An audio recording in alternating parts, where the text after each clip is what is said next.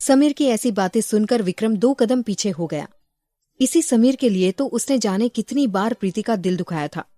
फिर भी उसने अपने आप को संभाल कर कहा, मैंने कभी तुम दोनों के बीच आने का सोचा भी नहीं था, पर ऐसे हालात हो गए थे और तुमने जो उस दिन प्रीति के साथ हरकत की थी उसके चलते मेरी और प्रीति की शादी हुई थी। खैर जो भी है, अब मैं भी खुश हूं कि प्रीति अब पूरी तरह से मेरी है। समीर ने भी उसे मुस्कुराकर देखा और उसे अलविदा कहा। विक्रम ने भी उसकी पीठ थपथपाते हुए कहा, जंग में जा रहे हो मेरे दोस्त, तो कोशिश करना जीत कर ही आना है, और मैं जानता हूँ तुम वापस जरूर आओगे। समीर फीका सा मुस्कुरा दिया और जल्दी अपनी जीप में बैठकर चला गया। विक्रम उसे जाते देख रहा था। वो पलटा तो दूर से उसे प्रीति वहां की लेडीज के साथ मुस्कुराते और बात करते दिख गई। उसे देखकर विक्रम ने मन में कहा, बहुत तकलीफ दी है मैंने तुम्हें, जल्दी मैं तुम्हें बताऊंगा कि मैं तुमसे कितना प्यार करता हूँ। उधर खंडाला में तेज दादाजी के रूम में आ गया। दादू और नानू बैठकर बातें कर रहे थे। विक्रम को देखते ही उन्होंने मुस्कुराते हुए उसे अपने पास बैठने को कहा, तो तेज उन दोनों के पास ही बैठ गया। उसने दादू को देखकर कहा, आप जानते थे सुधा जेल से बाहर आ गई है, फिर भी आपने मुझे नहीं बताया। उसकी वजह से मैं और तनु मरते मरते बचे हैं, क्या ये भी भूल गए आप? और वो पागल कैसे कैसे हरकतें कर रही है। वो जेल से भी इसलिए बाहर आई है कि फिर से हमारी जिंदगी में जहर घोल सके, पर इस बार मैं अपने बच्चों और तनु पर उसकी नजर भी नहीं पड़ने दूंगा। और आपने भी जो घर में सिक्योरिटी बढ़वाई है उसके लिए आपका बहुत बहुत धन्यवाद। मैं बहुत खुश हूँ दादाजी। दादाजी उसके सिर पर हाथ रखकर बोले, मेरे होते हुए मेरे बच्चों पर कोई बुरी नजर नहीं डाल सकता। मैं सुधा को तो जेल भिजवा कर ही रहूंगा। तेज ने सुना तो मुस्कुराकर रह गया। सच ही तो था, दादू आज भी गलत नहीं थे। तेज वहां से उठा और दादू और नानू को अपने गप्पे कंटिन्यू करने कहा और खुद रूम से बाहर आ गया। उसकी परेशानियां बढ़ गई थी। उसने कहीं कॉल लगाया तो वहां से किसी ने हेलो कहा। तेज ने कहा, मैं तुम्हें एक फोटो भेज रहा हूँ, मुझे इसकी पल पल के डिटेल चाहिए। ये कहाँ जाती है, क्या करती है, किससे मिलती है, सब कुछ।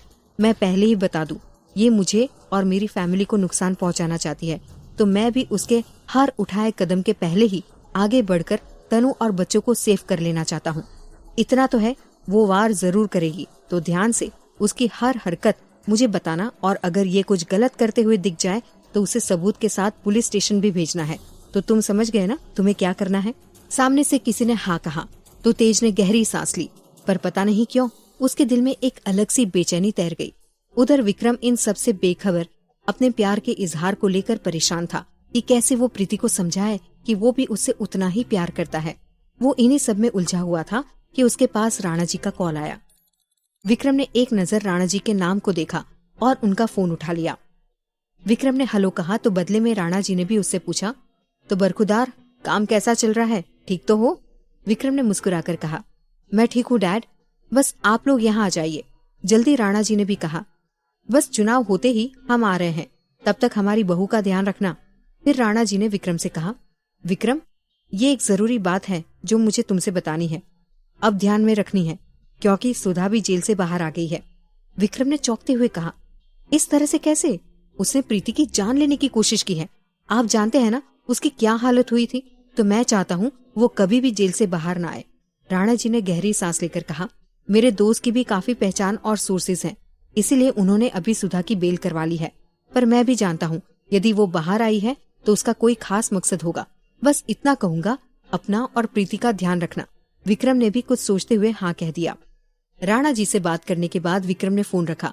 वो अभी बहुत परेशान था।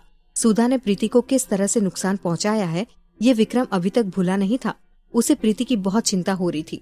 उसने एक नजर फिर प्रीति की ओर देखा और मन ही मन अपने आप से वादा किया, अब मैं तुमसे प्यार का इजहार तब करूंगा जब इस सुधा का चैप्टर पूरी तरीके से क्लोज कर दूं। नफरत और जुनून की इस आंधी के बीच विक्रम ढाल बनकर खड़ा है, वो तुम्हें कुछ नहीं होने देगा। विक्रम ने अपने आप से वादा करने के बाद अपने असिस्टेंट को फोन लगाकर सुधा के बारे में पूरी इन्फॉर्मेशन लाने को कहा। तेज और विक्रम के जासूस हर जगह पर फैल गए थे, पर ये सुधा भी जाने कहाँ जाकर छुप गई थी। विक्रम ने फिर प्रीति की ओर देखा जो उठकर अंदर अपनी केबिन की तरफ जा रही थी। शायद अभी भी प्रीति के पैर में दर्द था, तो वो धीरे धीरे जा रही थी। विक्रम भी उसी की ओर बढ़ गया। प्रीति के पास आते आते विक्रम ने चंदन को आवाज लगाते हुए कहा, चंदन, सारा सामान समेटने के बाद उमा दीदी से कहना कि वो आज के लिए आश्रम संभाले। मैं और प्रीति घर जा रहे हैं, तो एक काम करो, अंदर केबिन से मेरी कार की चाबी ले आओ। चंदन ने जैसे ही सुना मुस्कुराते हुए वो विक्रम की केबिन की तरफ लपका, वहाँ से चाबी ली और बाहर आ गया। उधर प्रीति ने पलटकर विक्रम को देखा और पूछा, तो क्या हम प्रोजेक्ट का काम अब नहीं करेंगे? विक्रम, आप तो जानते हैं अब हमारे पास ज्यादा समय नहीं बचा है। विक्रम ने इस तरह रिएक्ट किया जैसे उसने कुछ सुना ही नहीं। उसने प्रीति को अपनी गोद में उठाया और कार की तरफ चल पड़ा। प्रीति ने फिर विक्रम के चेहरे की ओर देखा।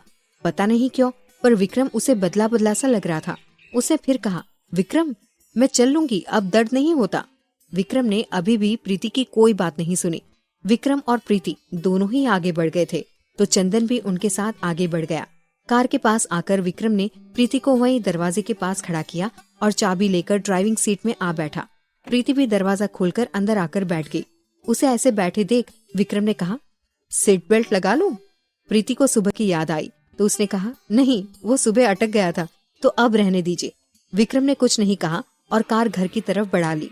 विक्रम अपनी ही स्पीड से कार चला रहा था कि अचानक ही किसी के सामने आने के कारण उसे जोरों से ब्रेक लगाई। पर जैसे ही उसे प्रीति का सर सामने डैशबोर्ड से टकराता देखा, विक्रम ने अपना हाथ उसके माथे के सामने कर दिया, जिसे देखकर प्रीति ने विक्रम को सॉरी कहा। विक्रम ने कहा, मैंने कहा था तुमसे सीट बेल्ट लगा लो, पर तुम मानती ही नहीं हो।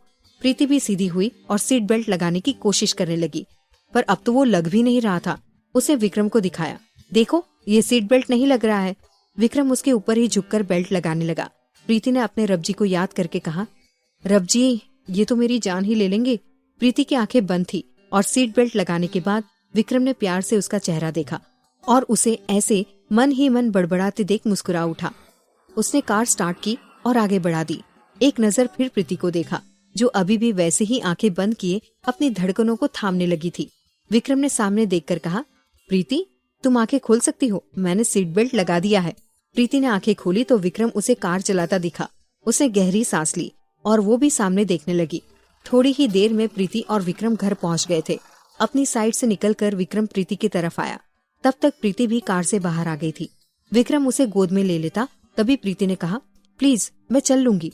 उसे छोड़ विक्रम अपने रूम में आ गया। प्रीति भी धीरे धीरे चलकर अपने रूम में आ गई थी। जब तक वो आई तब तक विक्रम बाथरूम में जा चुका था।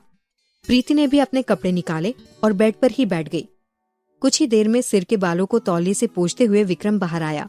प्रीति ने एक नजर विक्रम को देखा, पर उसकी नजरें तो विक्रम पर ही अटक गई थी। वो एक टक विक्रम को ही देखे जा रही थी। आज विक्रम को भी उसे ऐसे देखकर बड़ा मजा आ रहा था। उसने मन में कहा, सुकून है हवाओं में और कुछ सुकून है फिजाओं में। जरूरतें बन गई है। हाँ, ये सच है, मुझे राहत मिल गई है। तू मिले ना मिले, पर मिल गई है थोड़ी सी निगाह तेरी, और यही जिंदगी की खुशी बन गई है। इस प्यार में तड़प यदि मेरे अंदर है तो चाहता हूँ तुम भी महसूस करो वही जो महसूस करता हूँ मैं। चाहता हूँ निखर जाए हमारा प्यार भी और बन जाए बेइंतहा सा। विक्रम ने देखा प्रीति तो पलक झुकाना ही भूल गई है, तो वापस पलटकर प्रीति की ओर आया। वहीं प्रीति अपनी सुध-बुध खोकर विक्रम को ही देखे जा रही थी। विक्रम ने प्रीति के पास आकर अपने बालों को झटका। पानी की कुछ बूंदें प्रीति के चेहरे पर आई तो सुकून से प्रीति की आंखें बंद हो गई, पर झट से उसने अपनी आंखें वापस खोल भी ली। अपने करीब विक्रम को देखकर उसने अपने थूक को गटका और अपने कदम जल्दबाजी में बढ़ाती अचानक ही हड़बड़ा गई। विक्रम मुस्कुराते हुए उससे थोड़ी दूर हाथों की घड़ी बांधे उसे ही देख रहा था, तो प्रीति ने जल्दी से बेड पर पड़े अपने कपड़े उठाए और भागती हुई बाथरूम में चली गई। विक्रम पलटकर उसे जाते हुए देख रहा था, फिर अपने बालों पर हाथ फेरा और कहा, पूरी पागल हो गई है विक्रम, और कितना पागल करना है इस पागल को, बस थोड़े दिन और इसके पागलपन का मजा लेना है। वो मुस्कुरा दिया। तभी उसके फोन पर राणा जी का फोन आया। जल्दी से बाथरूम का दरवाजा बंद करके प्रीति ने अपने सीने पर हाथ रखकर गहरी गहरी सांस लेकर कहा, ये क्या हो रहा है, मुझे कुछ समझ नहीं आ रहा है।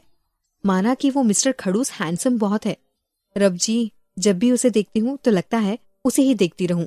पूरी की पूरी पागल हो गई हूँ। ऐसे भी भला कोई देखता है? कैसे पागलों के जैसे एक टक देख रही थी मैं। क्या सोच रहे होंगे मेरे बारे में? पक्का उनके दिमाग में यही आ रहा होगा कि ये समीर से प्यार करती है, अब जानबूझकर मेरे ऊपर डोरे डाल रही है। पर इन्हें कैसे समझाऊं? जब भी ये मेरे सामने आते हैं तो मेरी तो जान ही जाती है। पूरे जान लेवा है ये तो। बस रब जी, इतनी रहम करिएगा, ये मेरा प्यार समझ जाए। फिर भी जाने क्यों डर लगता है, कहीं मैं इन्हें अपना प्यार समझाने में देर तो नहीं कर रही। उसने अपने सिर पर टपली मारी और कहा, किसी ने कहा है प्यार धीरे धीरे ही गहरा होता है। फिर वो मुस्कुराती, थोड़ी देर बाद ही बाथरूम का दरवाजा नॉक करके विक्रम ने कहा, प्रीति वहीं बाथरूम में मत रहना, शायद नानी आने वाली है। अभी पापा का फोन आया था, मैं नीचे जा रहा हूँ, तुम भी आराम से तैयार होकर नीचे आ जाओ। प्रीति ने हाँ कहा। विक्रम भी तैयार होकर नीचे चला गया। प्रीति लेकर तो सलवार कुर्ती गई थी, पर नानी आ रही है तो उसने सोचा क्यों ना कोई साड़ी पहन ली जाए। दोपहर हो आई थी तो विक्रम रूम में नहीं था। उसे जल्दी ही रूम का दरवाजा बंद किया और अपने लिए पिंक कलर की गोल्डन बॉर्डर वाली साड़ी निकाल ली। उसे जल्दी ही साड़ी पहन ली और हल्का मेकअप करके कानों में झुमके पहन रही थी कि बाहर से किसी ने दरवाजा खटखटाया। वो एक कान में झुमके पहन चुकी थी और दूसरे कान में पहनना बाकी था, तो हाथ में ही झुमकी पकड़कर दरवाजा खोलने आ गई।